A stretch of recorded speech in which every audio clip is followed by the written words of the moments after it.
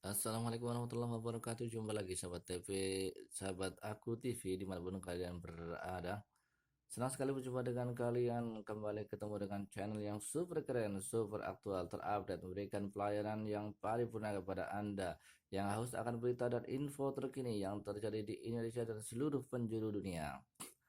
Sahabat aku TV dimanapun kalian berada, semoga kalian selalu sehat, sejahtera, damai, adil, sentosa, gemah ripah, loh, jinawi. Seperti diungkapkan oleh para sastrawan kita tentang Indonesia.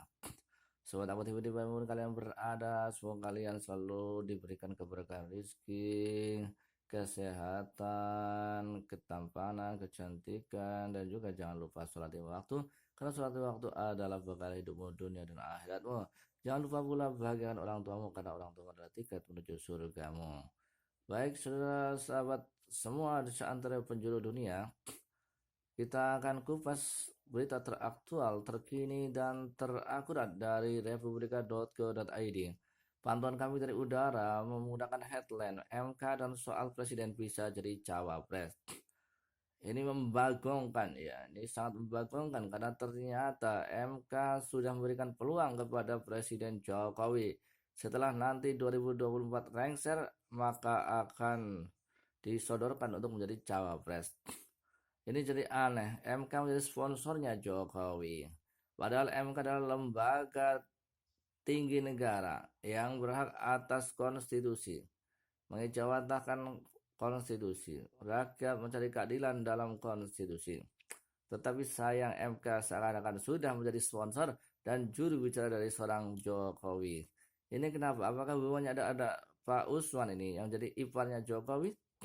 Inilah negara kacaunya negara. Kalau kita ini campur adukan antara pribadi dan urusan politik. Negara ini sepertinya dimiliki oleh sejumlah orang, sejumlah keluarga. Makanya oligarki dan KKN ini supaya ditinggalkan dalam bernegara. Karena repot ya. Kalau yang diputus adalah soal iparnya, bagaimana seorang ditega bisa banyak konflik kepentingan di dalamnya. Maka inilah kenapa persoalan Indonesia makin hancur ora karu-karuan. Baik, saudara sahabat aku TV dimanapun kalian berada, kita akan bahas daripada tulisannya Bapak Din Samsudin. Bahwa pernyataan jubir akan dinilai membenarkan dugaan bahwa MK selama ini tidak netral. Sekali lagi, negara kita dalam keadaan darurat, saudara. Karena negara ini seakan-akan dimiliki oleh segelintir orang, dimiliki oleh segelintir keluarga. Kalau Megawati lebih mending daripada seorang Jokowi.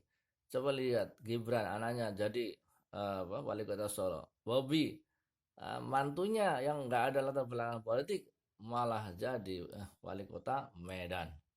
Jadi ini kalau bukan karena uh, pertuanya, orang tuanya jadi penguasa di negeri ini tidak akan pernah terjadi. Ya, karena tiba-tiba saja ya nggak punya parpol, tiba-tiba dia bisa jadi wali kota, luar biasa. Baik, tulisan ini akan dirangkum oleh Bapak M. Din Samsudin, Ketua Umum PP Muhammadiyah 2005 sampai 2015 dan Ketua Dewan Pertimbangan MUI 2015-2020. Pernyataan juru bicara Mahkamah Konstitusi MK bahwa Joko Widodo, sekarang Presiden RI, boleh mencalonkan diri sebagai calon wakil presiden pada Pilpres 2024 adalah mencerminkan sikap lembaga Mahkamah Konstitusi yang tendensius, free kick, dan potensial dianggap melanggar konstitusi. Pernyataan itu tidak dianggap sebagai pernyataan lembaga Mahkamah Konstitusi. Jadi mestinya seorang jubir MK ini posisikan diri, apakah dia berbicara atas nama pribadi ataukah dia berbicara atas nama lembaga.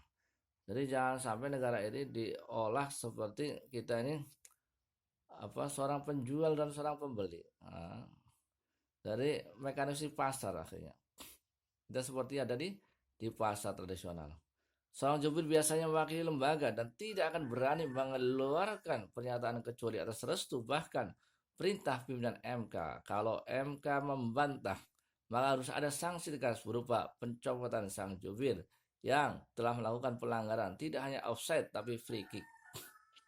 Pernyataan jubir MK itu yang tidak atas pertanyaan atau permintaan seseorang atau lembaga atau organisasi adalah tendensius dan membenarkan dugaan bahwa MK selama ini tidak netral, tidak imparsial, dan tidak menegakkan keadilan menyangkut isu pemilu dan pilpres seperti yang ditunjukkannya pada keputusan tentang Presidential Threshold atau PT atau ambang batas pencalonan presiden wakil presiden. Lebih lanjut, Din Samsudin menyatakan jika ini benar, maka merupakan malapetaka bagi negara Indonesia yang berdasarkan hukum atau konstitusi. Tapi perisai terakhir penegakan hukum konstitusi, yaitu Mahkamah Konstitusi, justru berkecenderungan melanggar hukum atau konstitusi itu sendiri. Maka sudah waktunya rakyat mereview atau merevisi keberadaan MK dari perspektif UUD 1945 yang asli. Dari sebelumnya ini tidak ada penterjemah. Akhirnya berdirilah MK. Tapi dengan ada MK malah menimbulkan daripada kerancuan dan kekisruhan konstitusi itu sendiri. Karena konstitusi ditafsirkan berdasarkan pendapat pribadi, ya, yang akhirnya berujung kepada kesewenang-wenangan, bukan pada harapan masyarakat mewujudkan keadilan yang merata. MK tidak hanya harus mengenakan sanksi tegas atas jubirnya, kata Din Samsudin, tapi harus mengeluarkan pernyataan bahwa seorang presiden hanya untuk 2 masa jabatan berturut-turut dan tidak boleh diutak-atik untuk diberikan peluang mencalonkan diri lagi walau sebagai wakil presiden. Jika ini diabaikan oleh MK, saya sebagai warga negara bersedia bergabung bersama rakyat cinta konstitusi melakukan aksi protes besar-besaran. Jadi saudara, negara kita dalam keadaan bahaya jika para penguasa, para pejabat negara menggunakan jabatannya sesuai dengan maunya sendiri, maka inilah saatnya revolusi.